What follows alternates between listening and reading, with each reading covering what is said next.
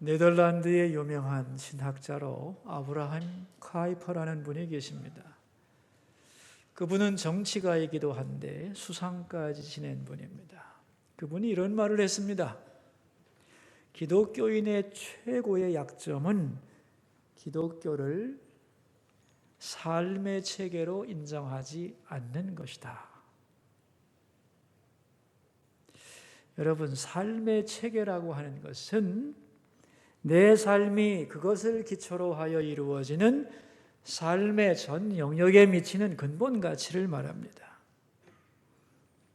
이 삶의 체계와 상반되는 개념이 뭐냐면 사상체계라고 하는 거예요. 뭐라고요? 그러니까 삶의 체계와 사상체계가 있는데 이 사상체계는 어떤 사상에 매력이 있어서 내가 끌려가긴 하지만 나의 삶 전체에는 영향을 미치지 못하는 것을 말합니다. 그러니까 기독교를 삶의 체계로 받아들인 사람은 기독교의 진리를 받아들일 뿐 아니라 그런 삶을 살기 위하여 올인하는 거죠. 왜? 기독교가 삶의 체계니까. 그러나 기독교를 사상체계로 생각하는 사람들은 신앙을 자기 삶의 일부로 생각하고 기독교가 다른 많은 사상 중에서 나와 잘 맞는다고 생각할 뿐 거기에 온 정성과 생명을 기울이지 않는 것이죠. 그러므로 사상체계로 생각하는 사람은 교회는 다니지만 신앙과 삶이 분리되어 있고 신앙은 내 삶의 일부분으로 축소되는 것입니다. 그러니까 이 사상체계의 문제점은 내 삶의 주인이 하나님이 아닌 거죠. 내가 주인이지요. 그리고 진리의 말씀이 나를 다스리는 것이 아닙니다. 내가 진리 말씀을 취사 선택해서 내 마음에 들면 붙잡고 그렇지 않으면 버리는 거죠. 이건 올바른 신앙이 아니라는 것입니다. 자, 여러분은 기독교를 삶의 체계로 인정하시나요? 아니면 사상 체계로 받아들이시나요? 여러분이 여기에 대하여 정직하게 대답하셔야 돼요. 여러분, 제가 질문 하나 하겠습니다. 기독교의 가장 큰 명절은 언제일까요?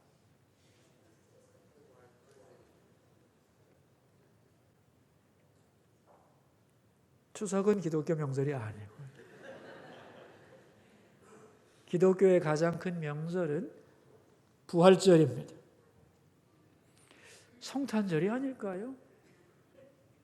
성탄절도 중요한 날이죠. 하나님이 사람이 되어 이 땅에 오신 절기니까 엄청 중요한 거죠. 그러나 부활이 없다면 이 땅에 오신 예수님의 삶도 죽어 없어지는 다른 인생과 다를 바가 없는 것이 되죠. 십자가에 죽으신 그분이 하나님이시라는 것, 그리고 그분의 모든 일이 옳았다는 것을 증명하는 사건이 뭐냐? 부활이죠. 그러니까 이 성탄절이라고 하는 것은 하나님이 모든 인간에게 베푸신 은총의 날이라면 부활절은 예수님의 죽음을 믿고 그 고난에 동참하는 자에게만 주시는 기쁨의 날이에요. 오히려 예수 그리스도를 거부하고 예수님을 죽인 사람에게는 가장 무서운 심판의 날이 부활의 날이라는 것을 기억할 필요가 있어요. 여러분, 초대교회의 복음의 총 주제가 뭐냐 하면은 예수님이 살아나셨다, 이 한마디입니다. 그러니까 복음을 압축하면 한마디요. 뭐라고요? 예수님이 살아나셨다. 십자가에 죽으신 예수님이 부활하셨다. 그걸 외치고 그 부활의 확실성에 붙들려서 살아가는 사람을 뭐라고 부르느냐? 그리스도인이라고 부르는 거예요. 그리고 그러한 그리스도인이 모인 곳이 교회인 거죠. 그러므로 부활이라고 하는 것은 기독교 복음의 핵심이고 변할 수 없는 뿌리이며 토대가 된다. 아멘이죠? 지금까지 우리는 고린도전서 12장에서 14장까지 은사에 관한 얘기를 다루어 왔습니다. 은사란 뭐냐 하면은 구원받은 자에게 주시는 하나님의 선물로서 그리스도의 지체인 교회를 섬기고 고르게 하는 일을 감당하라는 것이었죠. 근데 잘 은사를 활용하는 방법은 뭐냐면 사랑을 가지고 해야 되는 거죠. 그럴 때 아름다운 열매를 거둘 수 있는 겁니다. 그런데 고린도 교회의 성도들은 많은 은사를 받았는데 바르게 사용하지를 못했어요. 신비한 현상에 빠지거나 자기를 드러내는 일에 사용했어요. 그러다 보니까 은사의 목적에서 벗어나서 덕을 끼치지 못했다는 거예요. 그래서 어떻게 은사를 활용해야 되느냐 하는 문제를 다루었던 거죠. 그러니까 여러분, 은사가 없으면 우리의 신앙생활은 무기력해지게 돼 있어요. 도구가 없으니까요. 반면에 은사를 잘못 사용하면 덕스럽지 못해요. 그럼 어떻게 해야 되겠어요? 우리는 은사를 사모해야 됩니다. 그렇죠? 은사를 사모하되 그걸 받아서 잘 사용해야 되는 거죠. 우리 모두에게 그 은혜가 있기를 바랍니다. 오늘 이제 고린도전서 15장은 지금까지와는 주제가 확 바뀌어서 부활에 관한 얘기를 하고 있어요. 그래서 15장을 이름하여 부활장 그렇게 불러요. 근데 이 15장은 지금까지 고린도 교회의 문제는 구원받은 성도들의 은사에 관한 문제였어요. 다시 말하면 구원받은 사람들 안에서 해결해야 될 일에 대하여 말씀을 나눈 게 지금까지 얘기였다면 이 15장은 근본적으로 다른 거예요. 왜냐하면 복음의 핵심과 관련되어 있기 때문에, 다시 말하면 구원과 직결되는 장이기 때문에 이전 장보다 훨씬 중요하다는 거예요. 자, 여러분, 제가 질문 하나 하겠습니다. 우리가 이제 복음 그러는데 부활이 복음의 핵심이라고 그랬는데, 여러분, 복음이란 뭐냐는 거죠. 복음이 뭐죠? 말 그대로 복된 소식을 복음이라고 하죠. 영어로는 good news, 아주 좋은 소식이 복음이에요. 좋아요. 그럼 복음의 내용이 뭐예요? 뭘 복음이라고 그래요? 여러분, 복음의 내용은 간단해요. 예수님 자체가 복음이에요. 뭐라고요? 복음이 무엇입니까? 예수님 자신입니다. 이렇게 대답하면 되는 거예요. 그게 어디 나와 있느냐? 로마서 1장 2절입니다. 한번 찾아볼까요? 네. 앞으로 가서 로마서 1장 2절을 보시면 복음이 뭐냐를 바울은 아주 정확하게 설명을 해요. 로마서 1장 2절을 함께 읽겠습니다. 이 복음은 하나님이 선지자들을 통하여 그의 아들에 관하여 성경에 미리 약속하신 것이다. 중요한 구절만 빼면 이 복음은 아들에 관한 거다. 즉 복음은 아들이신 예수 그리스도, 그분이 복음이다. 여러분, 이제 복음에 대해서는 흔들리면 안 돼요. 복음이 뭐예요? 예수님의 복음이야. 그렇게 대답하시면 돼요. 성경에 보면 마태복음 있죠. 이 마태복음이란 뭐냐? 마태가 본 예수님, 그런 뜻이에요. 누가복음은 누가가 본 복음, 복음이 예수니까 예수님. 요한복음은 요한이 본 예수님, 그런 뜻이에요. 그런데 이 예수님의 복음의 내용이 7가지로 구성되어 있어요. 예수님에 대한 이 7가지 교리를 확실하게 받아들여야 예수님에 대하여 제대로 아는 거예요. 자, 예수님이 복음이라고 그랬죠? 그 복음에 7가지 요소가 있어요. 제가 말씀드릴 거예요. 첫째가 예수님의 신성이에요. 예수님은 완전하신 신이다 하는 거예요. 두 번째가 예수님의 인성입니다. 예수님은 완전한 인간이라는 거예요. 세 번째가 삼위일체설이에요.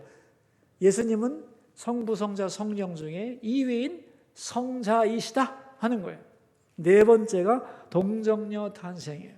다섯 번째가 십자가의 죽음이에요. 여섯 번째가 육체의 부활이에요. 일곱 번째가 재림입니다. 이게 예수복음의 7가지 핵심이에요. 이 중에서 어느 하나라도 빠지면 완전한 복음이 안 돼요. 자, 7가지가 뭔지 한번 열거해 볼 수 있겠어요? 예수님의 신성, 예수님의 인성, 삼위일체설, 동정녀 탄생, 십자가 죽음, 육체의 부활, 재림이에요. 잘하셨어요. 이 7가지가 합쳐져서 예수 그리스도의 완전한 복음이 되는 거예요. 그런데 예수님이 예언하셨어요. 마태복음 24장에 하였어요. 말세가 되면 복음에 대한 공격이 심해질 텐데 그 7가지 중에서도 특별히 3가지에 대하여 맹렬한 공격이 생길 거다 그랬어요. 그 3가지가 뭔지 아세요? 예수님의 신성, 두 번째가 동정녀 탄생, 세 번째가 육체의 부활. 예수님이 육체로 부활하셨다는 얘기예요. 오늘도 똑같아요, 여러분. 모든 사상, 모든 종교에서 악착같이 공격하는 게 예수님 7가지 교리이고 그 중에서도 3가지예요.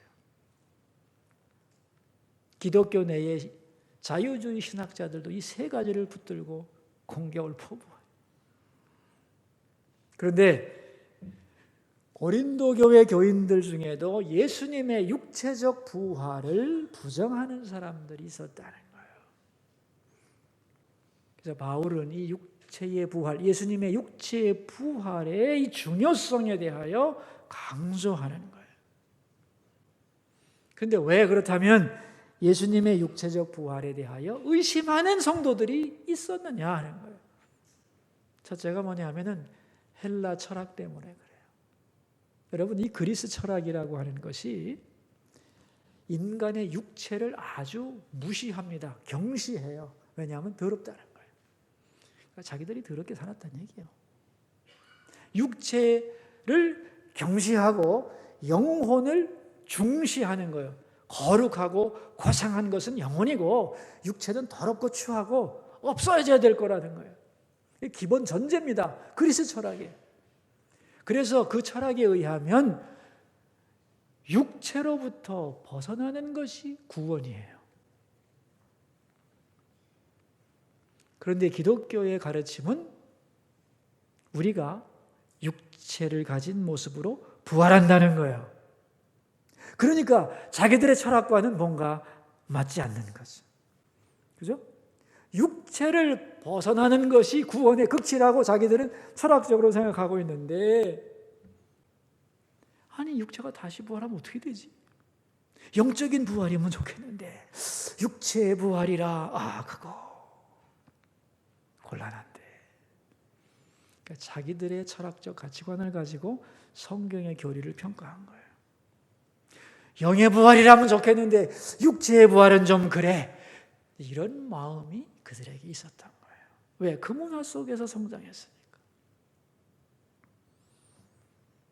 더 나아가서 예수님의 재림이 처음보다 늦어지기 시작했어요. 옛 성도들은 자기들이 살아서 예수님을 다시 만날 거라고 생각을 했는데 예수님이 기다려도 안 오고 기다리는 동안에 성도들이 죽어가고 핍박이 일어나면서 순교하는 사람들이 생겨난 거예요.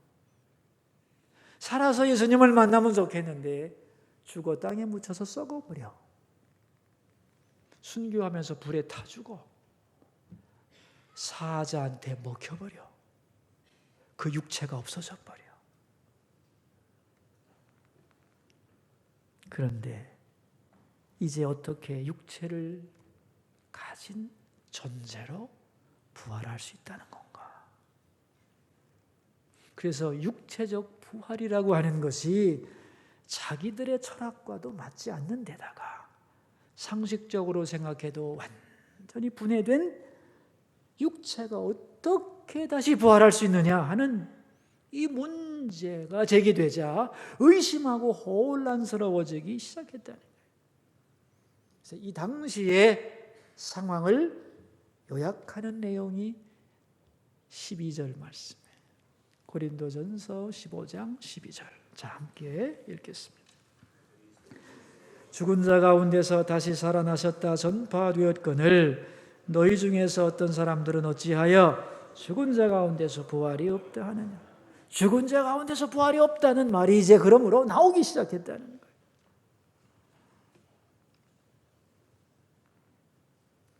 그래서 바울은 기독교의 핵심인 부활에 대하여 15장 전체를 할애해서 자세하게 설명을 시작합니다. 여러분, 오늘도 우리가 예수 믿는다고 하지만은 예수님의 육체적 부활에 대하여 의심하는 사람도 있고요. 앞으로 갈수록 예수님의 육체적 부활에 대한 공격은 말세로 갈수록 심해질 거예요. 이런 세대 속에서 온전한 믿음을 가지고 살려면 이 부활에 대하여 성경적으로, 논리적으로, 신학적으로 확실하게 정립을 하고 있어야 돼요. 그러니까 이 15장 강의 설교를 건성으로 듣지 마시고 주의를 집중해서 잘 들어주시기를 바라요. 그리고 이 부활의 진리 위에 여러분의 신앙이 굳게 설 수 있기를 바랍니다. 자, 먼저 이제 바울은 본문에서 부활이란 뭐냐? 이걸 설명하는 거예요. 자, 우리 3절과 4절을 함께 읽겠습니다. 내가 받은 것을 먼저 너희에게 전하였노니 이는 성경대로 그리스도께서 우리 죄를 위하여 죽으시고 장사 지낸 바 되셨다가 성경대로 사흘 만에 다시 살아나사 그랬어요. 두 가지를 얘기하죠. 성경이 말씀하는 게 뭐냐는 거예요. 여러분, 이 성경 전체가 말하는 게 뭐냐면 죽으시고 살아나셨다는 거예요. 십자가의 죽음과 부활을 말씀하는 거예요. 그런데 이 부활이라고 하는 게 이상한 게 아닌 것이 성경 전체의 말씀이라는 거예요. 죽기 전부터 부활할 거라고 말씀하셨다는 거예요. 즉 예언된 말씀이라는 거죠. 그러니까 우리의 신앙이 바로 되려면 예수님의 십자가 죽음과 부활을 확실하게 믿어야 되는 거예요. 말씀 그대로. 그리고 부활의 빛 가운데서 모든 것을 보아야 한다는 거예요. 여러분, 지난 여름에 올림픽 했잖아요. 그죠? 그 올림픽 때 보니까 이 금메달을 따면은 이 선수들의 어린 시절이 나오더만. 그죠? 어릴 때 어디서 태어나고 어떻게 성장하고 어릴 때의 꿈은 뭐였고 어떤 과정을 거쳐서 오늘에 이르게 되었다는 걸 쫙 취재해서 방송하는 걸 보았어요.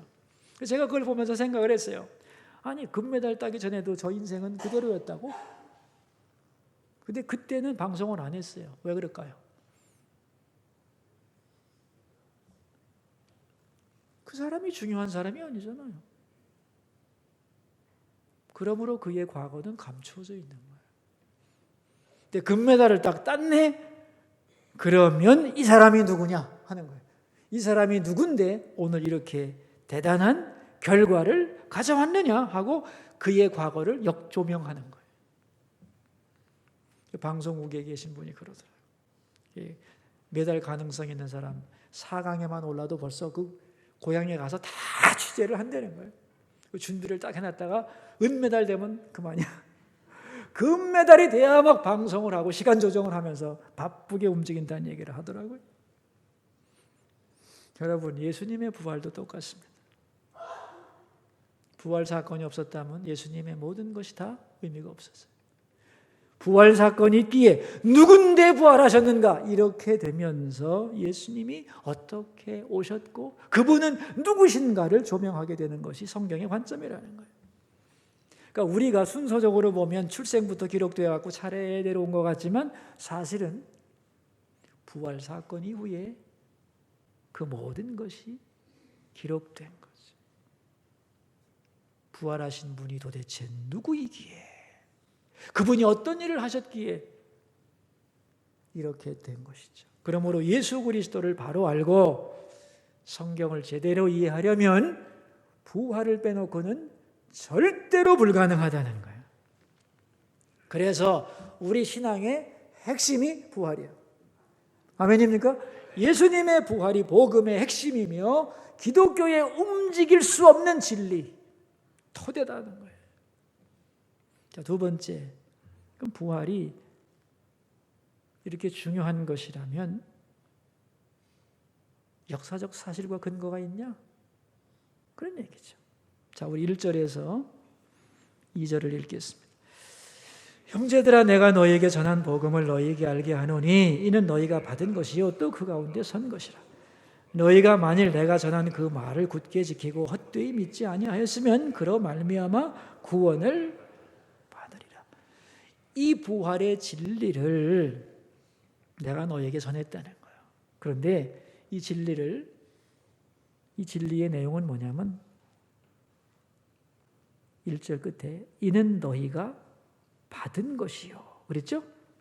또 2절에 보시면 내가 전한 그 말을 굳게 지키고 헛되이 믿지 아니하였으면 그랬어요. 먼저는 받은 거라는 거예요. 그러니까 바울이 자기가 꾸며낸 얘기가 아니고, 여러분, 예수님의 부활 사건은 교회가 만들어낸 스토리가 아니라는 거예요. 객관적인 부활 사건이 있었고 그 얘기를 받아서 전했다는 거예요. 그렇죠? 바울이 그 예수님의 부활 사실을 받아서 전한 거예요. 그러니까 우리는 이 부활 소식을 내가 깨달아 아는 게 아닙니다. 전해서 듣고 받아들이는 것 뿐이에요. 그래서 여러분, 믿음의 본질은 뭐냐면 듣고 받는 거예요. 내가 믿음을 일으키는 게 아니에요. 진리가 내게 와서 내가 그 진리를 받아 receive해서 accept하는 거예요. 그런데 이 받은 것이고, 받은 다음에 어떻게 되냐면은 1절 끝에 그 가운데 서야 된다는 거예요. 다시 말하면 내가 받은 부활의 소식을 받아들인 다음에는 뭐 해야 돼요? 그 진리 위에 굳게 서야만 되는 거예요. 그래서 2절에 뭐라고 그랬냐면 그 말을 굳게 지키라 그랬어요. 왜 이런 말을 하냐면 예수님이 부활하셨다는 소식을 내가 받았어요. 그리고 받아들였는데 그 부활에 대하여 공격하는 다른 이론들 때문에 굳게 지키지 못하고 아닌가 하고 놓칠 수 있다는 거예요. 그러나 놓치면 안 돼요. 굳게 지키고 헛되이 믿지 않아야 된다는 거예요. 다시 말하면 그 사실을 인포메이션으로 받아들이고 객관적 지식으로 그런가 보다, 예수님이 부활했다며, 이걸로 끝나면 안 되는 거예요. 마음으로 맞아, 예수님의 부활은 사실이야, 나는 그 부활을 들었어, 그리고 이제는 내가 받았어, 그리고 이 진리 위에 굳게 설 거야, 흔들리지 않을 거야. 아멘. 그래야만 뭘 얻어요? 구원을 받아요. 그러니까 부활의 소식을 아무리 들었어도 내가 그 부활의 소식을 듣고 흔들린다거나 인포메이션으로 알아듣고 머리로만 이해하고 만다면 복음의 진리를 바로 안 거예요, 모른 거예요? 모른 거야. 입으로만 떠들은 거지. 너의 사건으로 받은 게 아니라고. 그래서 구원 얻지 못한다는 거예요. 아멘. 나는 부활 소식을 받아서 너희에게 전했으니 너희들은 이 말씀을 받아서 그 말씀 굳게 지키고 헛되이 믿지 말라. 뭐야? 제대로 믿어, 그런 얘기예요. 뭐를? 부활 진리를 제대로 믿으면 뭘 얻는다? 구원을 받는다. 세 번째, 그리고 이 구원의 진리에 대해서는 목격자가 많다는 거예요. 그래서 여기 5절 이하에 보시면은 게바에게 보이시고, 베드로죠. 6절에는 500여 형제에게 일시에 보이셨고 그 중에 대다수는 아직까지 살아있고 7절에 보시면 야고보에게 보이셨고 부활의 역사적 사실을 목격한 사람들이 지금도 많이 살아있다 없다? 이 당시로서 많이 살아있다는 거예요. 그래서 얼마든지 부활의 객관성을 증명할 수 있다는 거죠. 더 중요한 건 많은 사람들이 살아있을 뿐 아니라 그 부활 사건을 자기들의 사건으로 받아들이고 이제는 예수님을 위하여 목숨을 내놓는 사람들로 변화가 되었다는 거예요. 그런데 너희들이 예수님의 육체적 부활에 대한 공격 때문에 흔들려서야 되겠느냐 이런 얘기야. 명백한 사건인데 흔들릴 수 없는 진리의 토대인데 여기서 흔들리면 어떡해? 증거도 많은데 그런 말이에요. 그리고 이제 그 부활의 소식은 바울에게까지 들려왔어요. 그래서 8절에 보시면 맨 나중에 만삭되지 못하여 난 자 같은 내게도 보이셨느니라. 다메섹 도상에서 예수님을 핍박하다가 사도 바울이 부활하신 예수님을 만나게 되죠. 맞습니까? 나는 그럴 자격이 없는데 부활하신 예수님을 만났어요. 그러니까 이 부활의 사실성은 예수님에게서 끝나는 게 아니라 이 부활의 소식은 계속해서 번져가야 된다는 거예요. 그죠? 번져가서 누구에게까지 왔어요? 나 같은 인간 바울에게도 온 거예요. 자격 없는 내게도 왔어요. 그리고 내가 그 사실을 받아들였어요. 받아들이고 나니까 내 인생이 새로워졌어요. 그래서 10절에 보시면 내가 나 된 것은 하나님 은혜로 된 것이니 같이 읽어요. 내게 주신 그의 은혜가 헛되지 아니하여 내가 모든 사도보다 더 많이 수고하였으나 내가 한 것이 아니요 오직 나와 함께 하신 하나님의 은혜로다 그랬어요.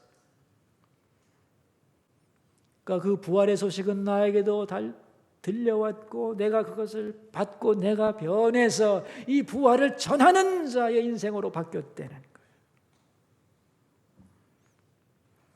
여러분 부활의 소식이 있고 그 소식은 전파되어야 되고 나에게 들려진 걸 내가 받아들여야 되고 그렇게 되면 내가 변하는 거예요. 아멘이죠?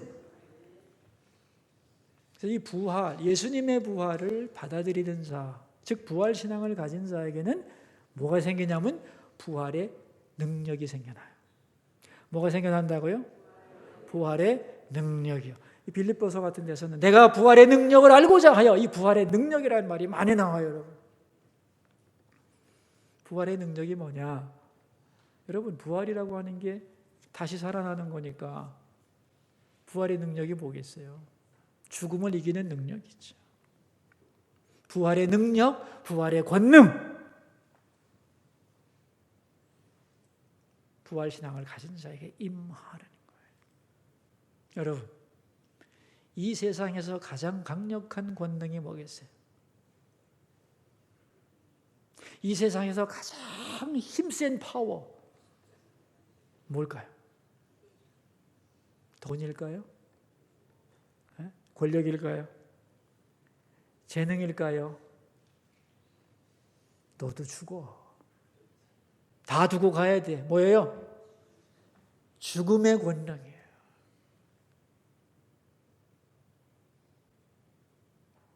이 세상 살아있는 모든 자에게 미치는 가장 강력한 권세는 죽음의 권능이에요. 저는 그런 생각을 해요. 이 세상에 멋지고 화려한 사람들 무지무지하게 많습니다, 여러분. 그런데 영적인 눈으로 하나님이 바라보시면 좀비와 같겠다 그런 생각을 해요. 내가 좀비 만화 보면서 깨달은 거예요. 겉으로는 살아있는데 속은 죽은 거예요. 여러분 꽃이 꽃병에 있습니다. 아름답고 예쁜데 뿌리가 잘렸어요. 생명이 있는 거예요, 없는 거예요? 없어요. 수많은 인생들의 모습이 그러하다는 거예요. 그렇기 때문에 그들은 화려함을 추구하고 부요함을 추구하고 썩어질 육체에 탐닉하고 영원한 세상에서 볼 때는 아무 가치 없는 일에 인생을 걸고 사는 거예요. 대단해 보여도 사실은 그 속에는 사망의 냄새가 팍팍 풍기는 거죠. 맞나요? 그런데 이 세상에는 그 사망의 능력을 극복할 힘이 없어요. 왜? 사망의 능력이 살아있는 모두에게 가장 강력한 것이기 때문에. 그래서 몸부림치면서도 절망하는 것이고 이 세상에 탐닉하는 거예요. 그러나 이 사망의 능력을 능가하는 권력이 있죠. 뭐예요? 부활의 능력이에요. 아멘이죠? 그 부활의 권능을 부활신앙을 가진 자에게 하나님은 주시는 거예요.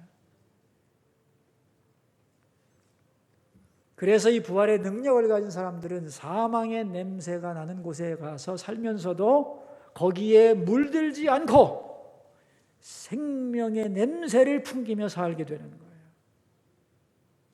여러분, 이런 장면을 한번 생각해 보세요. 모든 사람이 다 죽어서 누워있어. 쫙 누워있어. 그런데 그 중에 한 사람이 살았어. 벌떡 일어났어. 그럼 어떻게 되겠어요? 눈에 띄지. 그래서 부활의 권능을 가지고 있는 사람의 특징은 눈에 띄네예요. 모든 사람이 다 왼쪽으로 갑니다. 이것이 이 세상의 가치관에 맞는 거라고 왼쪽으로 다 가요. 네, 아니요. 그것은 진리가 아닙니다 하고 오른쪽으로 갈 수 있는 사람이 부활의 권능을 가진 사람이에요. 그래서 눈에 띄는 거예요. 그래서 손해도 보고 때로는 바보가 되기도 하는 거예요. 왜냐하면 거기 쏠려서 그 가치관에 물들지 않기 때문에. 그래서 부활의 권능을 가진 사람들은 사망의 권능 속에 있는 사람들과는 다른 삶을 살아가는 거예요. 진리를 붙잡고 나아가는 거예요. 아멘이죠? 네가 왜 그렇게 진실해야 되냐 손해보면서. 부활의 권능을 가지고 있기 때문에. 어느 것이 하나님 앞에서 영원한 가치를 갖는 것인가를 알기 때문에 사망의 능력에 붙들린 사람과는 다르게 살아갈 수가 있는 거죠. 여러분, 정말 부활이 없다면 이 세상은 뭐죠? 왜 우리가 착해야 되고, 왜 인내해야 되고, 왜 진리를 붙들어야죠? 대충 사다 말지. 막 살아도 되잖아요. 근데 왜 우리는 진리를 붙들어야 되나요? 부활이 없다면 아무 의미가 없는 거예요. 그래서 모든 가치의 진정한 토대는 부활입니다. 부활이 없다면 윤리적이 될 필요도 없고 도덕적이 되거나 진실할 필요도 하나도 없습니다. 되는 대로 살고 개판으로 살고 나 좋은 대로 살면 끝나는 거예요.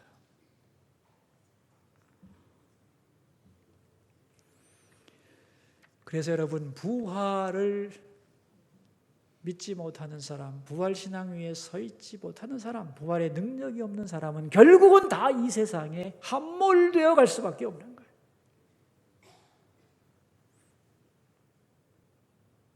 이제 며칠이면 명절이 되잖아요. 그죠? 추석 때가 되면 여러분 무덤 구경을 많이 하게 될 건데, 부활의 권능을 가진 사람들은 무덤을 보면서도 절망하지 않아요. 내 인생의 마지막 모습이 여기라고 생각하지 않습니다. 그렇죠? 죽음을 보고 무덤을 보면서도 저 영원한 나라의 소망과 생명을 전하는 자가 될 수가 있는 거죠. 그래서 부활의 능력을 가진 자는 삶의 위협 앞에서도 죽음 앞에서도 두려워하지 않고 당당하게 하나님을 향하여 살아있는 발걸음을 내디딜 수 있다. 그런 말이죠. 이런 부활신앙을 절대로 놓치지 말고 복음의 핵심이 부활이라는 것, 그리고 그 부활의 소식이 나에게 들려왔을 때 그걸 받아들이고 그 부활 진리 위에 굳게 서서 여러분의 믿음을 온전케 하시기를 주의 이름으로 축원합니다. 기도하겠습니다. 우리 세 가지 제목으로 주님 앞으로 나가겠습니다. 첫 번째 기도 제목입니다. 부활이 복음의 핵심이라는 것, 그리고 그 사실성 위에 우리의 신앙을 세워가게 해주소서. 기도하겠습니다. 하나님 아버지, 오늘 어찌하여 부활이 없다 하느냐 하는 말씀을 생각했습니다. 우리 기독교의 핵심, 그것은 예수님의 부활 사건입니다. 흔들릴 수 없는 토대, 그 부활을 받아들일 때 우리에게 부활이 약속되고, 그 부활을 나의 것으로 할 때 그 위에 부활의 권능이 임하는 줄로 믿습니다. 아버지, 우리의 신앙의 기초가 바로 부활 위에 세워져야 함을 알게 해 주옵소서. 부활을 근거로 하지 않으면 이 세상은 얼마나 썰렁하고 한심하며 허무하고 막막한 것인지요. 우리 모두의 부활 신앙을 일깨워 주시옵소서. 두 번째 기도 제목입니다. 부활의 권능이 오늘도 나의 삶에서 권능으로 작용되게 해 주소서. 기도하겠습니다. 아버지, 부활 신앙을 가진 자에게는 부활의 권능이 임합니다. 그래서 이 사망의 냄새, 죽음에 붙들리지 않는 어떤 상황 속에서도 진리를 추구하고 세상의 가치관에 몰입되지 않고 하나님을 향하여 걸어갈 수 있는 용기와 능력을 갖게 됩니다. 죽음의 권능이 가득한 이 세대 속에서 붙들려 썩어가는 냄새에 피우지 않게 해주시고, 부활의 능력, 그 부활의 권능을 오늘도 경험하며 사는 우리 모두가 되게 해주옵소서. 세 번째 기도 제목입니다. 우리나라와 한국교회와 수서교회의 사역을 위해 기도하겠습니다. 하나님, 대한민국 이 나라를 붙드소서.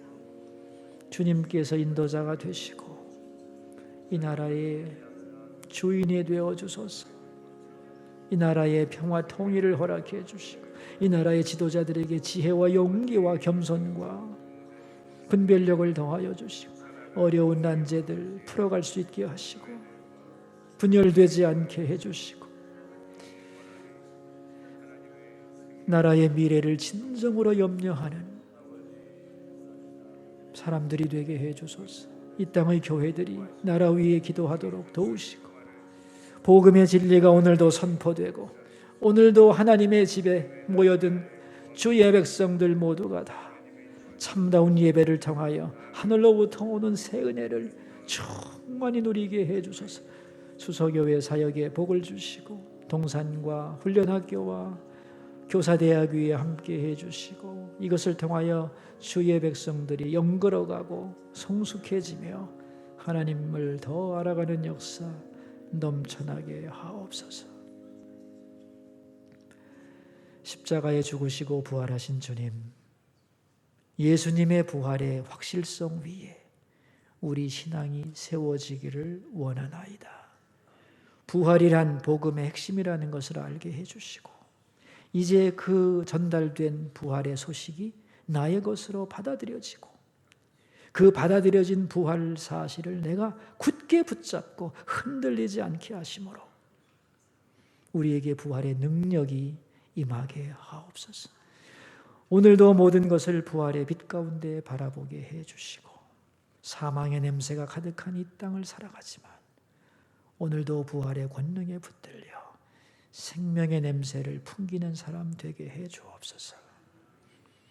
주여, 부활 위에 우리의 모든 가치관과 인생을 세우게 하여 주시고 이 명절에도 부활신앙 가진 사람으로 죽음을 넘어서는 소망과 그리고 의미를 전달하는 도구로 사용하여 주옵소서.